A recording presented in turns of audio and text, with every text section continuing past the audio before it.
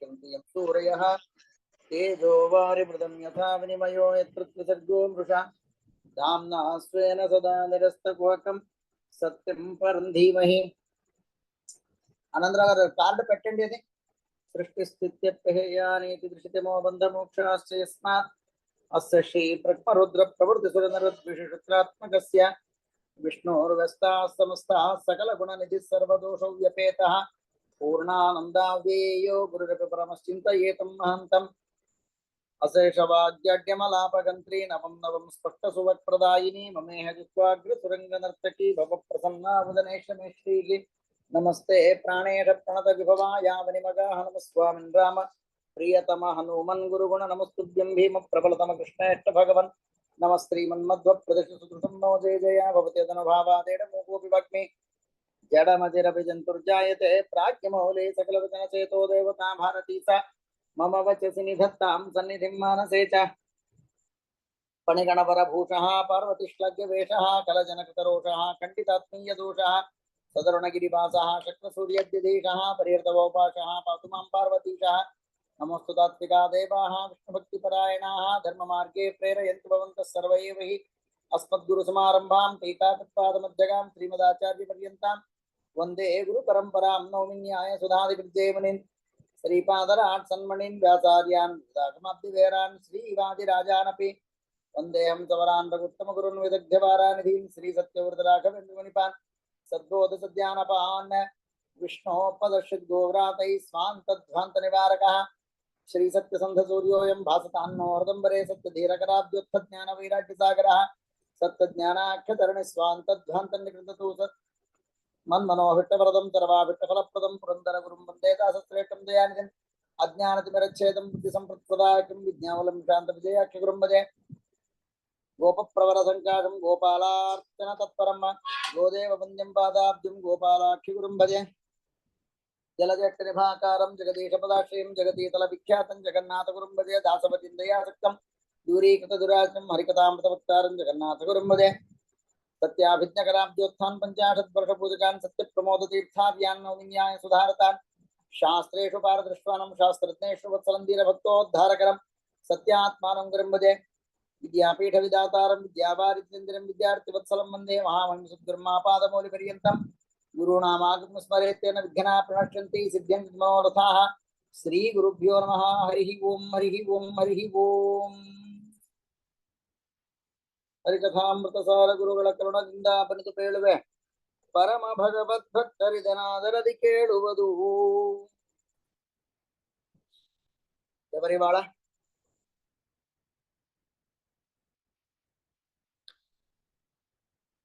కృష్ణవేణి గారు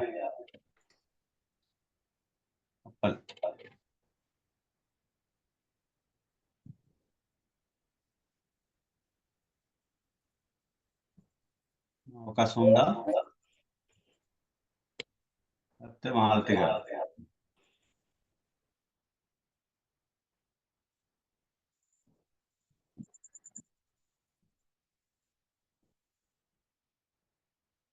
ఎవరు అన్న కృష్ణవేణి గారిది అయిపోయినట్టుంది.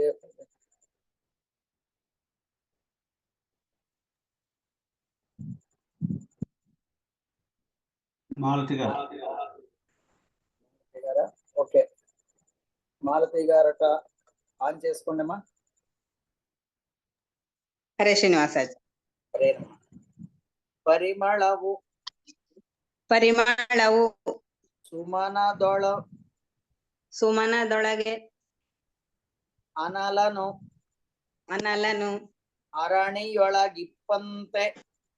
ಅರಣಿಯೊಳಗಿಪ್ಪಂತೆ ದಾಮೋದರನು ಬ್ರಹ್ಮಾದಿಗಳ ಮನದಲ್ಲಿ ತೋರಿ ತೋರದಲೆ ಇರುತಿಹ ಜಗನ್ನಾಥ ವಿಠಲನ ಕರುಣ ಪಡೆವ ಮುಮುಕ್ಷು ಜೀವರು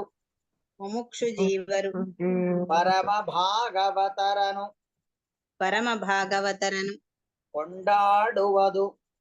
ಕೊಂಡಾಡುವುದು ప్రతిదినవు. ప్రతిదినవు. హరయే నమః. శ్రీ జగన్నాథదాసుల వారు ఈ ప్రారంభపు సంధిని, మంగళాచరణ సంధి, నాంది సంధి, ఏదైనా దాన్ని అంది అన్న ఆ సంధి సమాప్తి చేస్తూ మొత్తానికి 13 పద్యములతో తారతమ్యోక్తంగా ఆయా దేవత గురు దాస అందరినీ క్రమేపీ నమస్కారం చేస్తూ వారి వారి గుణగణాలతో ఇక్కడ ఈ సంధిలో ఒక ఫలశ్రుతిని చెప్తూ ఇంత దేవత తారతమ్యోక్తంగా వారిని స్తోత్రం చేస్తూ వచ్చారు. మరి ఈ స్తోత్రంలో దీని యొక్క ఫలితమేమి, ఫలితాంశమేమి, మనము ఏ కార్యం చేసినా ప్రతిదానికి ఒక ఫలాన్ని ఆశిస్తాం.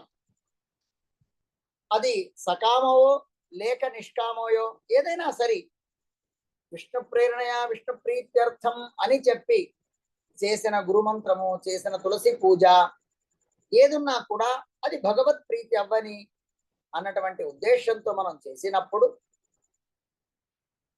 ఇప్పటిదాకా చేసినటువంటి స్తుతి ఇది కూడా మనకు ఈ భాగవతోత్తముల భగవద్భక్తుల ఈ స్తుతి తత్ప్రయోజనమేమిటి అన్నటువంటి దాన్ని 12 శ్లోకాల తదుపరి ఈ 13వ పద్యంలో దాన్ని తెలియజేస్తున్నారు శ్రీ జగన్నాథదాసుల వారు.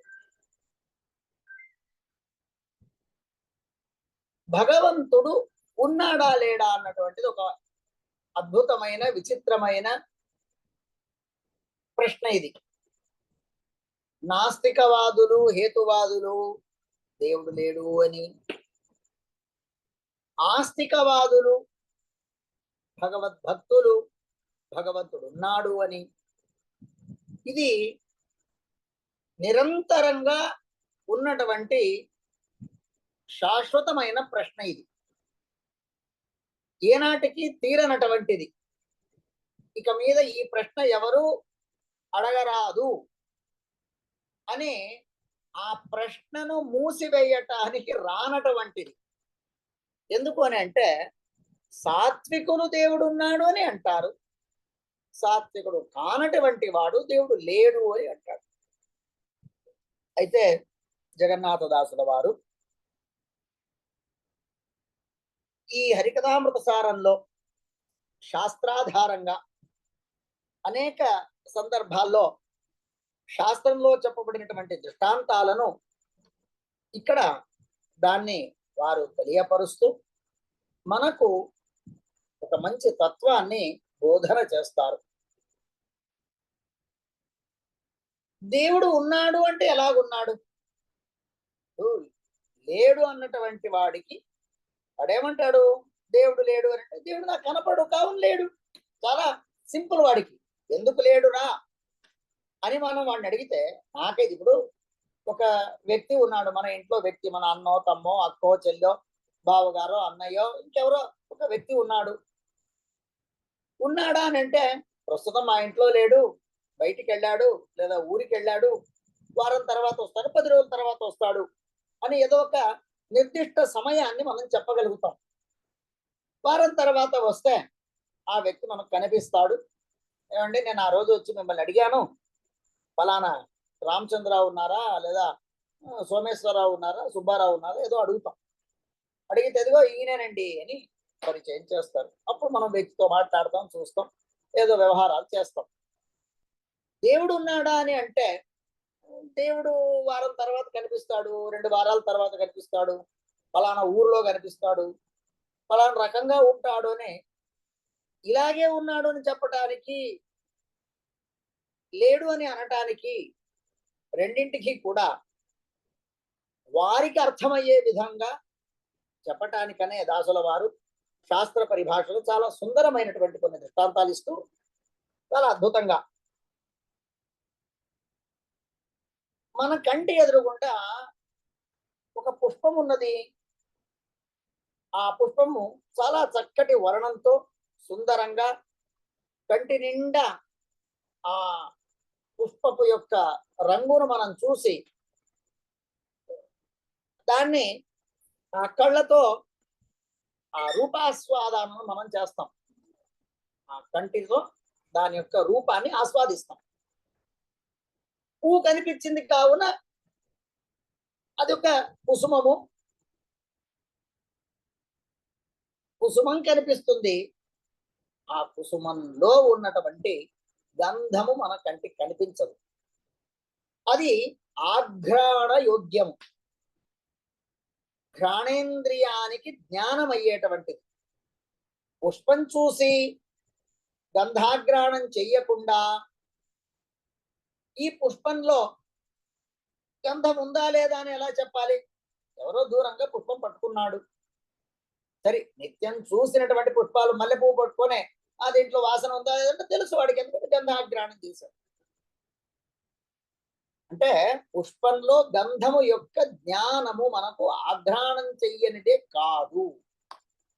అన్నంత మాత్రాన పుష్పంలో గంధం లేదు అని చెప్పటానికి రాదు. పరిమళవు సుమనదొళగే, పరిమళం ఉన్నది, గంధం ఉన్నది. చక్కటి పుష్పాలలో ఆ పరిమళం అక్కడి నుంచి వస్తుంది, సుగంధం వస్తుంది. ఆ గంధం మీ కంటికి కనిపిస్తుందా? ఎందుకంటే కంటికి కనిపిస్తే ఉన్నట్టు కదా, కంటికి కనిపించదు కావున గంధం లేదు అని అనటానికి లేదు. అలాగే మరొక దృష్టాంతాన్ని ఇస్తారు. అరణియొಳಗೆ ఇరుతిరువ, అరణగి ఇరుతిప్ప దామోదరము. అరణి అనేక యజ్ఞాలలో అగ్ని మథనం చేసి అగ్ని ప్రజ్వలన చేసి యాగాదులు నిర్వర్తిస్తారు.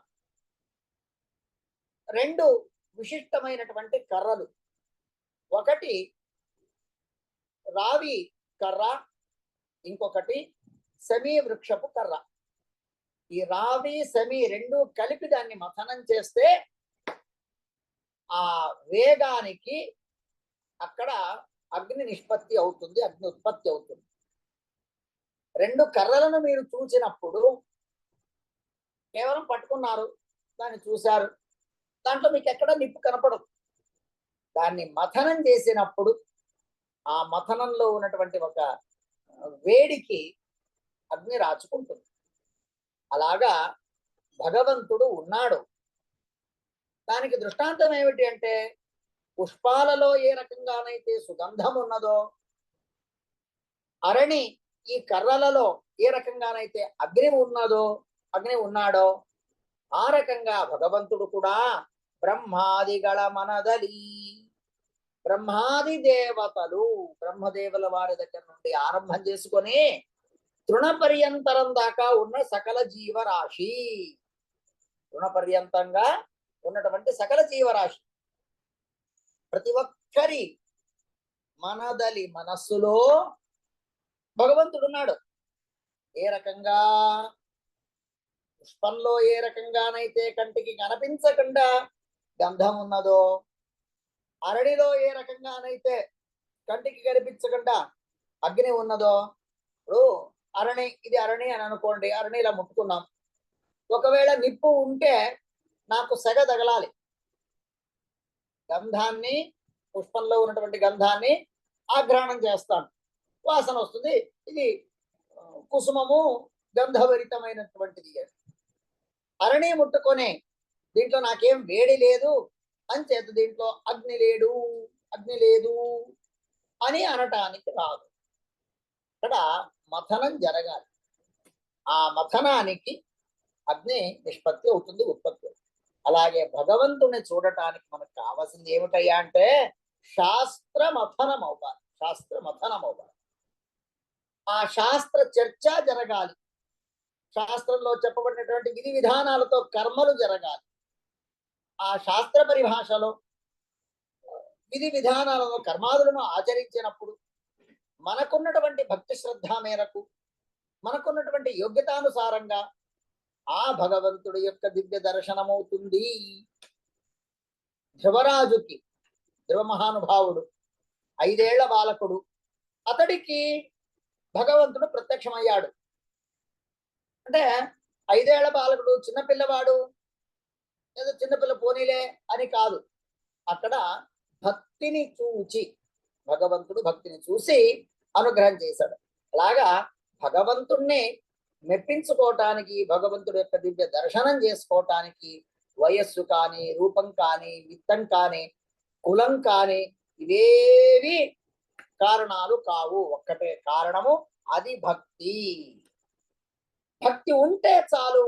అక్కడ కులము, గుణము, విత్తము, రూపము, వయస్సు, ఆకారము ఏది కూడా ప్రయోజనం కాదు. కేవలం భక్తియే ప్రధానము. కావున ఈ భగవంతుడు బ్రహ్మాదిగళ మనదలి తోరి తోరదలే. తోరి తోరదలే అంటే కనిపించి కనిపించకుండా వారి శరీరంలో ఉండి భగవంతుడు, అంటే అందరి శరీరంలో, వారంటే వారనే కాదు,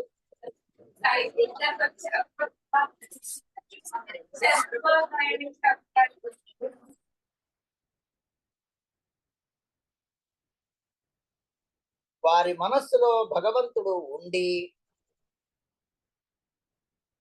భగవంతుడు దర్శనమిస్తూ వారి వారి సాధనానుగుణంగా, అంటే పుష్పంలో గంధం ఏ రకంగా కనిపించదో కానీ గంధం ఉన్నదో, అదే విధంగా బ్రహ్మాదుల మనస్సులో భగవంతుడు ఉన్నాడు అన్నటువంటి దాన్ని ఇక్కడ ఈ రకంగా తెలియచేస్తూ వీరిని శ్రీ జగన్నాథ విఠలన, ఇక్కడ జగన్నాథ విఠల అన్నటువంటిది మీకు ఇప్పటిదాకా ఏ పద్యంలోనూ కూడా 12 పద్యాలలో ఎక్కడ కూడా జగన్నాథ విఠల అని పేరు రాలేదు. ఇది గ్రంథకర్తృ అయినటువంటి శ్రీ జగన్నాథదాసుల వారు వారిదైనటువంటి ఒక ముద్ర. అంటే మనం లౌకిక పరిభాషలో చెప్పాలంటే కంపెనీ లోగో అని అంటారు చూడండి, ఆ రకంగా జగన్నాథదాసుల వారి కృతి, పురంధరదాసుల వారి కృతి, గోపాలదాసుల వారి కృతి, అలాగా ఇతర దాసుల వారు వారు రచన చేసినటువంటి ఆ పాటలో, స్తోత్రాలో, సుళాదులో ఏది ఉంటే అది, వాటికి చివరిలో వారి యొక్క అంకిత నామం ఉంటుంది. ఆ అంకిత నామము ఎవరైనా మహనీయులు గాని, లేక ఆకాశవాణి దైవదత్తంగా గాని, ఇంకొకటి ఏదో భగవత్ ప్రేరకంగా వారికి ఆ నామాన్ని ఇవ్వడమో తెలియజేయడమో జరుగుతుంది. అప్పటి నుండి వారు ఆ పేరుతోనే ప్రసిద్ధి చెందుతారు. మన జగన్నాథదాసుల వారు జగన్నాథదాస అని కాక ముందు శ్రీనివాసాచార్య వారి పేరు శ్రీనివాసాచార్య, మహావిద్వాంసులు. పంఢరీపురానికి వెళ్ళినప్పుడు ఆ పాండురంగ విఠలుడు నదిలో వీరు మునిగి లేచినప్పుడు తలకు ఒక శిల తగిలింది. ఆ శిల తగలడం వల్ల అది ఏమిటని తీసి చూడగా అక్కడ జగన్నాథ విఠల అన్నటువంటి అంకితనామం వారికి తారసపడింది అన్నటువంటి దాన్ని ఇతిహాసం చెబుతారు. ఆ రకంగా ఆనాటి నుండి వారు చేసినటువంటి ఏ కృతి అయినా కూడా దానికి చివరి భాగంలో ఈ జగన్నాథ అన్నటువంటి అంకితంతో, జగన్నాథ విఠల అన్నటువంటి అంకితంతో ఈ పద పద్యాలు సుళాదులు రచన చేస్తారు. కావున ఇక్కడ జగన్నాథదాస అన్నటువంటిది ఒకటి స్పష్టం చేసుకోవచ్చు, లేక భగవంతుడు అన్నటువంటి దాన్ని కూడా సందర్భోచితంగా మనం అక్కడ వ్యాఖ్యానం చేసుకోవచ్చు. ఈ రకంగా ఇక్కడ శ్రీ జగన్నాథ విఠల భగవంతుడు కరుణ పడవ ముముక్షు జీవరు పరమ భాగవతను కొండాడువదు ప్రతిదినవు. పూర్వ చరణంలో బ్రహ్మాదిగళ మనదలి తోరు తోరదలే ఇరుతిహ, బ్రహ్మాది దేవతల మనస్సులో కనిపించి కనిపించకుండా, అంటే పుష్పంలో ఉన్నటువంటి సుగంధం వలె ఉండి కనిపించకుండా, ఆ రకంగా బ్రహ్మాది మనస్సుల్లో కూడా భగవంతుడు ఉండి కంటికి కనిపించకుండా దాన్నే తోరి తోరదలే అన్నటువంటి పదంతో చెప్తూ, ఎవరైనా తోరితో కనిపించి కనిపించినటువంటి వ్యక్తి ఎవరయ్యా అంటే జగన్నాథ విఠల, ఆ భగవంతుడు మరి ఎలాగంటే కరుణ పడవ ముముక్షు జీవరు, ఆ భగవంతుడి యొక్క కరుణ. ఇవాళ నాకు దేవుడు దర్శనమైంది, నాకు దేవుడు కనిపించాడు అని అంటే అది భగవత్ కరుణయే. తిరుమలకు వెళ్ళాము, ఆ భగవంతుడి దివ్య మంగళాకార విగ్రహం దగ్గర మనం నించున్నాము, వెంకటేశ్వర స్వామిని చూస్తున్నాము, చూడటానికి వెళ్ళాము ఇంత బహు ప్రయాసపడి. అక్కడికి వెళ్ళగానే మన మనస్సు ఇంకేదో ఆలోచించి క్షణార్ధంలో కళ్ళు రెండూ కూడా భగవంతుడిని చూస్తున్నప్పటికీ మనస్సు ఇంకేదో ఆలోచిస్తుంది. ఆ మనస్సులో ఆ ప్రతిబింబం కనిపిస్తుంది. కంటి ఎదుట ప్రత్యక్షంగా అఖిలాండ కోటి బ్రహ్మాండ నాయకుడు దివ్యమంగళమూర్తి విగ్రహము కళ్యాణాద్భుత గాత్రాయ కామితార్థప్రదాయినే. ఆ భగవంతుడు అక్కడ నిల్చున్నాడు, మన ఎదురుగుండా ఉన్నాడు, మనం ఆయన ఎదురునే ఉన్నాము. మనకు ఆయనకు చాలా దూరం లేదు, ఒక 10 అడుగుల దూరంలోనే ఉన్నాడు దేవుడు. కానీ మన మనస్సు క్షణార్ధంలో ఎక్కడికో వెళ్ళిపోయింది. కళ్ళ ఎదురుండ కనిపిస్తున్న విగ్రహం ఒకటి, మనస్సులో కనిపిస్తున్నది మరొక్కటి. నేను ధ్రువరాజుడు దృష్టాంతం ఇచ్చాను.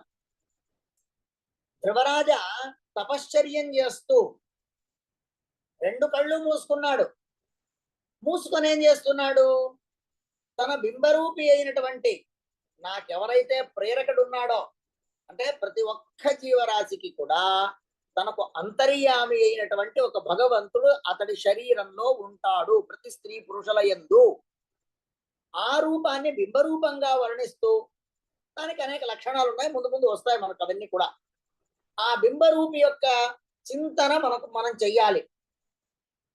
ఆ బింబరూపి అయినటువంటి భగవంతుడి ఉపాసన ఈ ధ్రువుడు చేస్తున్నాడు కళ్ళు మూసుకొని. కానీ బయట అంటే మనస్సులో భగవంతుని ఆరాధన చేస్తున్నాడు, మనస్సులో చూస్తున్నాడు. ఏ భగవంతుణ్ణైతే మనస ఆరాధిస్తున్నాడో అదే భగవంతుడు బయట ప్రత్యక్షంగా నిలబడ్డాడు, సచ్చిదానంద విగ్రహం. ఎంతసేపైనా కళ్ళు తెరవడు ధ్రువుడు. దేవుడు అంటాడు, నేను వచ్చి స్వయంగా నిలబడినప్పుడు కళ్ళ తెరవడే. కారణం ఏంటి అంటే వాడికి మనస్సు ఒకటే చూస్తా ఉంది, మనో నయనాలు మనో నేత్రం కూడా ఒకటానే చూస్తా ఉంది. మనము శరీరంతో కళ్ళు తెరుచుకొని దేవుణ్ణి చూస్తున్నాం, కానీ అంతర్నయనాలతో మరొక్క విషయాన్ని ఆలోచిస్తే తద్ విషయ చింతన రూప గుణము మన శరీరంలో కనిపించింది. వెంకటేశ్వర స్వామి ఎదురుండి ఉన్నాము, వెంకటేశ్వర స్వామి కళ్ళు ఎదురుండి కనిపిస్తున్నాడు, కళ్ళు తెరిచి పెట్టాము, కానీ దృష్టి మాత్రం అక్కడ లేదు. దృష్టి మాత్రం అక్కడ లేదు, దృష్టికి ఎక్కడికో వెళ్ళిపోయింది.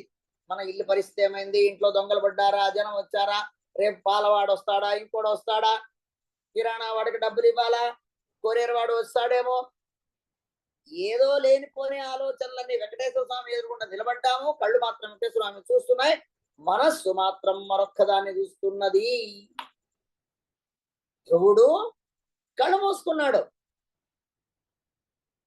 మనస్సులో తన బింబరూపి అయినటువంటి భగవంతుణ్ణి ఆరాధిస్తున్నాడు.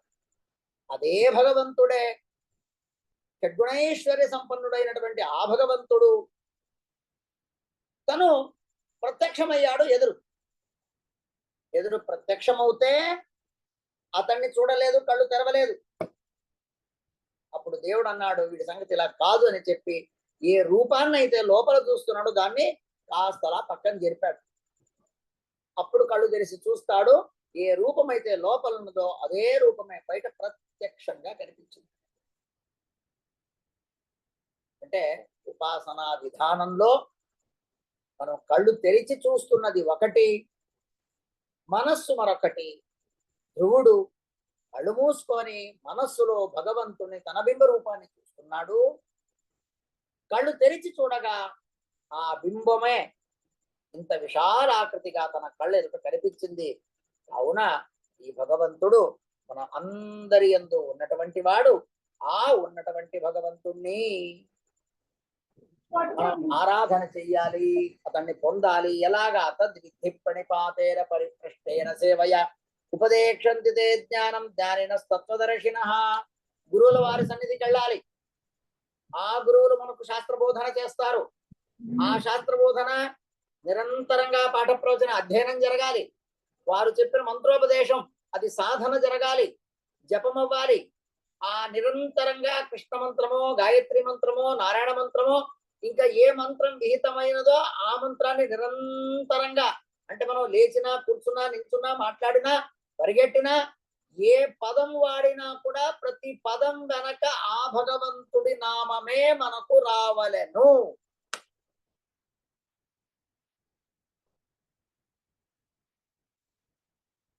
ఒక అత్తగారికి ఇద్దరు కోడళ్ళు. 6 నెలలు పెద్ద కోడల దగ్గర, 6 నెలలు చిన్న కోడల దగ్గర.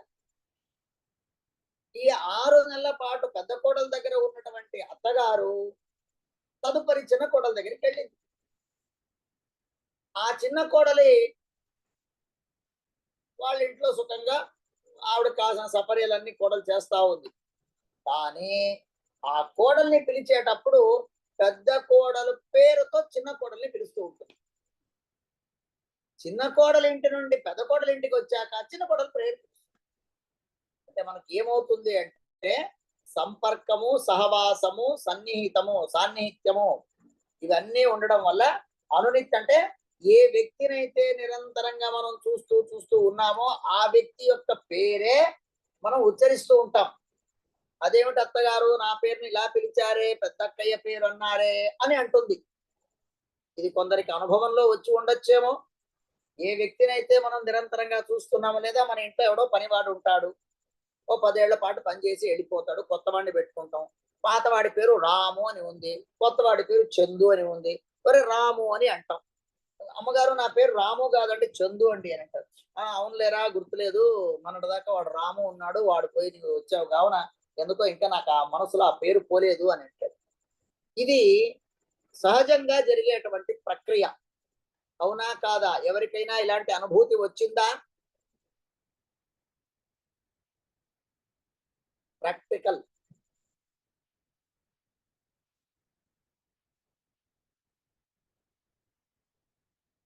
జై శ్రీరామ్.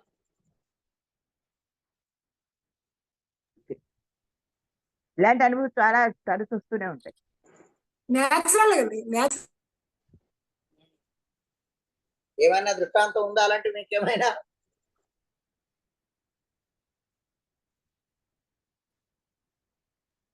చాలా. ఓకే, సరే. అంటే ఏమిటి దీని దీని ఈ దృష్టాంతం నేను ఎందుకు చెప్పాను? సంబంధం లేనటువంటిది, పాఠంలో అప్రయోజనమైనటువంటి విషయము, ఏదో అత్తాకోడళ్ళో ఏదో పనివాడదో, ఈ దృష్టాంతం ఎందుకు చెప్పాను అని అంటే, ఆ వ్యక్తితో నిత్య సంబంధం మనకుండి నిరంతరంగా ఆ నామోచ్చారణ మనం చేస్తూ ఆ వ్యక్తినే స్మరిస్తున్నప్పుడు, మీరు నించున్నా, కూర్చున్నా, పడుకున్నా ఆ వ్యక్తి యొక్క నామమే మన మదిలో ఉంటుంది, మన మాటలో ఉంటుంది. ఎవరిని చూసినా మా కోడలేమో, లేదా మా ఇంట్లో పనివాడేమో, మా అన్నయ్యేమో, మా బావగారేమో, మా తమ్ముడేమో, మా అక్కయ్యేమో, మా చెల్లేమో. ఎందుకంటే ఆ వ్యక్తులు నిరంతరంగా వాళ్ళని స్మరించడం, వాళ్ళ పేర్లు చెప్పడం రకరకాలుగా. అంటే లేనటువంటి వ్యక్తిని వాడు వదిలేసి వెళ్ళిపోయి ఉంటాడు, అది 6 నెలలకు కానీ పర్మనెంట్ గా కానీ, రెండు డిఫరెంట్ గా ఉన్నాయి ఇక్కడ.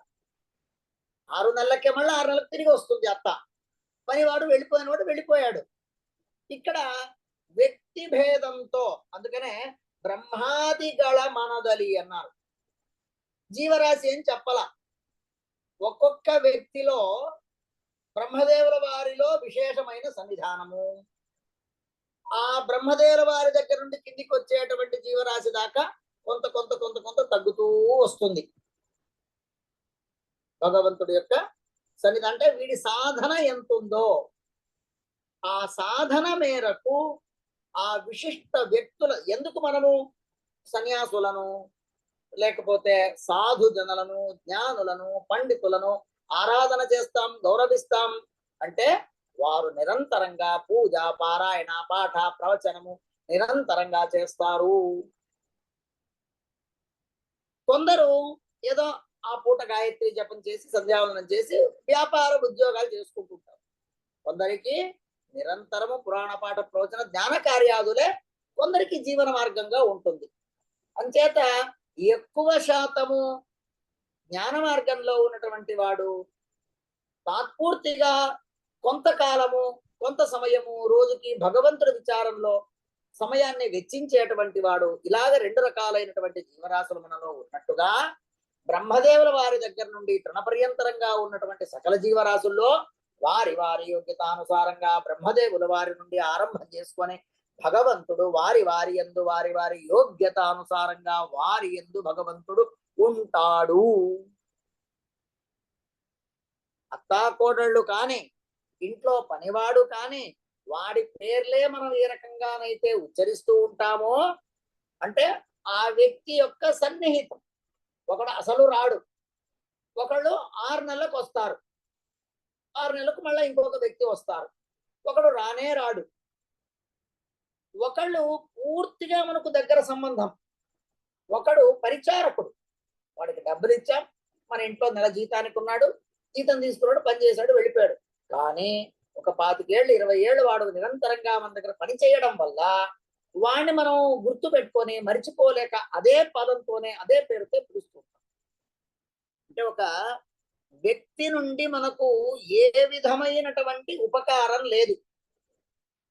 ఏ విధమైన ఉపకారం అని అంటే ఈ జన్మకు మోక్ష సాధనకు ఏ విధమైన ఉపకారం లేదు మనకు. వాడొక పనివాడు. పనివాడిని ఎంతవరకు గుర్తు పెట్టుకోవాలి? ఆ తాత్పూర్తికమైన ఏదో తోటమాలి, ఇంట్లో గార్డెన్ ఉంది, గార్డెన్కి నీళ్ళు, ఆ మొక్కలకి నీళ్ళు పోస్తాడు, అంతవరకు వాడి పని, వెళ్ళిపోయాడు, అయిపోయింది. ఇంట్లో కోడలు ఉంది, ఆ కోడల్ని ఎంతవరకు మనం అభిమానిస్తాము? మన ఇంటి కుటుంబము, కొడుకు, కోడళ్ళు, మనవాళ్ళు, మనవరాళ్ళు, ఆ యొక్క కుటుంబ వ్యవహారంలో ఇవన్నీ కూడా మనకు మోక్ష సాధనకు దారియా అంటే కాదు. అట్లయితే ఎవరి ఉపకారం మనకు నిరంతరంగా ఉంటుంది అని అంటే గురువుల గారి యొక్క ఉపకారం మనకు నిరంతరంగా ఉంటుంది. ఎందుకు? జ్ఞాన మార్గాన్ని ఇచ్చారు. భగవంతుణ్ణి ఆరాధన చెయ్యటానికి భగవద్గుణాలను, జ్ఞానాన్ని మనకు వారు ఇచ్చారు. కావున వారి ఉపకారం ఉంటుంది.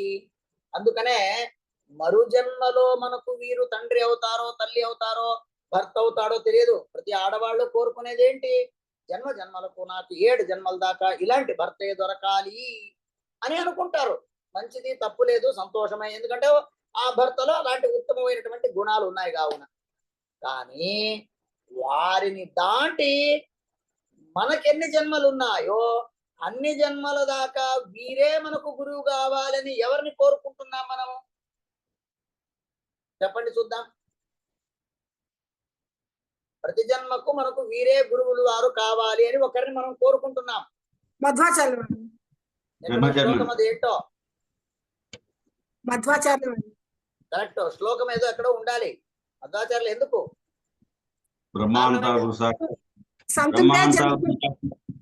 ఆనందరావు గారు, ఇక్కడ లేడీస్ మెజార్టీ ఎక్కువ ఉంది, లేడీస్ మెజార్టీ ఎక్కువ ఉంది. ఆనందరావు గారు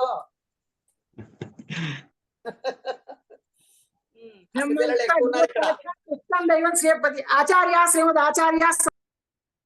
ఎస్, సంతుమే జన్మ జన్మని. వారి వాయిస్ కట్ అయినట్టుంది. ఓకే, సంతుమే జన్మ జన్మని. మధ్వాచార్యులు వారు నాకు జన్మ జన్మలకు వీరే గురువు కావాలి, వీరే గురువు కావాలి అంటే ఆ గురుస్థానం అంత గొప్పది.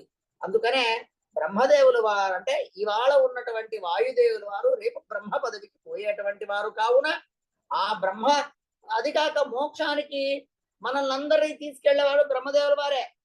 మోక్షం ఇచ్చేది దేవుడు, ఇచ్చేది దేవుడు, కానీ తీసుకెళ్లేటువంటి వ్యక్తి బ్రహ్మదేవుల వారు. వారితోనే మనం ఉండి విరజానది స్నానం చేసి ఇత్యాది అంతా అనేక విషయాలు. ఆ రకంగా ఆ ముముక్షు జీవరు ఎవరైతే మోక్షేచ్ఛువులు ఉన్నారో వాళ్ళందరి యందు, భగవద్భక్తుల యందు ఈ భగవంతుడున్నాడు. కావున ఆ భగవంతుణ్ణి మనము నిరంతరంగా ప్రతినిత్యము స్తుతించుట, స్తోత్రం చెయ్యడం కావాలి. అంటే అప్రయోజకుడైనటువంటి తోటమాలిని, లేదా ఈ జీవనంలో నాకు జీవన భృతికి కడుపు నింపడానికి కావాల్సినటువంటి కోడలు ఏదో వండి పెడుతుంది, అత్తగారికి సేవ చేస్తుంది. ఇది ఒకడు బయట ఉన్నటువంటి ఇంటి పనులన్నీ చేయడానికి కూడా ఉన్నాడు తోటమాలి. ఇంకొకరు మనకు ఆహారం, మన యొక్క యోగక్షేమాలు, తిండి బట్ట గుడ్డ ఇత్యాది చూసేటువంటి వీళ్ళని మనం నిరంతరంగా స్మరిస్తాం. కానీ కనిపించి కనిపించకుండా మన అందరిలో ఉన్నటువంటి ఆ భగవంతుణ్ణి నిరంతరం చింతన చెయ్యడమే, సంతతంగా ఆ భగవంతుణ్ణి ఆరాధించడమే మనకు మోక్షానికి దారి. కావున ఎవరైతే భగవద్భక్తులెల్లరూ ఉన్నారో వీరిని మనం స్మరిస్తే, వారిని ఆరాధిస్తే ఆ భగవంతుడు వీరి యందు ఉన్నటువంటి వాడు మనలెల్లరికీ కూడా అనుగ్రహం చేసి మోక్షాన్ని ఇస్తాడు. ఇక్కడ భగవంతుణ్ణి దామోదర అని పిలిచారు. దామోదర ఏమిటి? జగన్నాథ దాసుల వారికి దామోదర అంటే మహా ఇష్టమా ఆ పేరు? లేక ఇంకా రామ కృష్ణ? ప్రారంభంలో నరసింహస్వామిని శ్రీరమణికర కమల పూజిత చారు చరణ సరోజ బ్రహ్మ సమీర వాణి ఫణీంద్ర వింద్ర భవేంద్ర ముఖ వినుత నీరజ భవాండోదయ స్థితి కారణన కైవల్యదాయక నారసింహనే. ప్రారంభంలో నారసింహనే అని అన్నారు. మరి ఇక్కడ చివరిలో దామోదర అన్నారు. ఏమిటి దామోదర అంటే అంత ప్రీతియా? లేదా నారసింహని అన్నారు, అదే నారసింహ పదం పెట్టొచ్చు కదా అని అంటే, దామోదరుడు ధామ ఉదర, ఆ ఉదరానికి దామ తాడు కట్టించుకున్నటువంటి వాడు. కృష్ణుడు యశోదాదేవి చేత కట్టబడి చాలా అల్లరి చేసినందుకు రోటికి వేసి రోల్ ఉంది, ఆ రోల్ దగ్గర నిలబెట్టి కట్టబోయి 2 అంగుళాలు తాడు తక్కువ పడింది. మరలా ఇంకొక తాడును ముడివేసి మళ్ళా కడుతుంది, మళ్ళా 2 అంగుళాలు తక్కువ పడుతుంది. ఇలాగ ఎన్నిసార్లు కట్టబోయినా కూడా 2 అంగుళాలు తక్కువ పడుతూ ఉండడం వల్ల ఆవిడ చివరికి అనుకున్నదట, నిన్ను నా కొడుకుగా భ్రమించి నీవేదో అల్లరి చేశావని తెలుసుకొని అజ్ఞానంతో నేను నిన్ను కట్టబోయాను. నీ యందు నాకు భక్తి లేదు, జ్ఞానము లేదు, అంచేత నన్ను క్షమించు అని ఆ బాలకృష్ణుణ్ణి భగవంతుడిగా ఆరాధన చేసినప్పుడు క్షణమాత్రంలోనే ముడిపడిపోయింది. ఎప్పుడైతే అజ్ఞానం తొలగిపోయి భక్తి వచ్చిందో, అంటే జ్ఞానము భక్తి 2 వచ్చాయో, ఆ జ్ఞాన భక్తులే 2 అంగుళాలు తక్కువ. మనకు 2 అంగాలు లేవు. 1 అంగుళం ఏంటి? జ్ఞానం. రెండవది భక్తి, లేదా భక్తి జ్ఞానం ఏలైనా సరే. ఈ భక్తి జ్ఞానాలు లేనంతసేపు భగవంతుడి అనుగ్రహం మనకు లేదు. చేత ఆ ఉదరం దామోదర ఏదైతే ఉదరానికి తాడు కట్టించుకొని భక్తి శ్రద్ధలను చూపించాడో, ఆ భగవంతుడు ఇవి 2 లేకపోతే నేను దొరకను అని అన్నాడో, అలాగా ఈ భగవద్భక్తుల పట్ల మనకు కూడా భక్తి శ్రద్ధలు ఉన్న ఎడల మోక్షాది మహాఫలశ్రుతి. ఏమిటయ్యా ఇంతమందిని మీరు లక్ష్మీ నరసింహస్వామి దగ్గర నుండి లక్ష్మీదేవి, బ్రహ్మదేవుల వారు, వాయుదేవుల వారు, సకల దేవానుదేవతలు స్మరిస్తూ వచ్చారు కదా, ఏమిటయ్యా దీనికి ఏంటంటే మోక్షమే. మీకు మోక్షం కావాలా? భక్తి జ్ఞానాలు మీరు సంపాదించండి, ఈ గురుదేవత స్తోత్రం చెయ్యండి, తద్వారా మీకు మోక్ష ప్రాప్తి. మనకందరికి కావాల్సింది ఏమిటంటే మోక్షం కావాలి. ఆ మోక్షం వచ్చింది అంటే దానికి మించింది ఇంకోటి ఏమీ లేదు అన్నటువంటి దాన్ని ఇక్కడ తెలియజేస్తున్నారు శ్రీ జగన్నాథదాసుల వారు.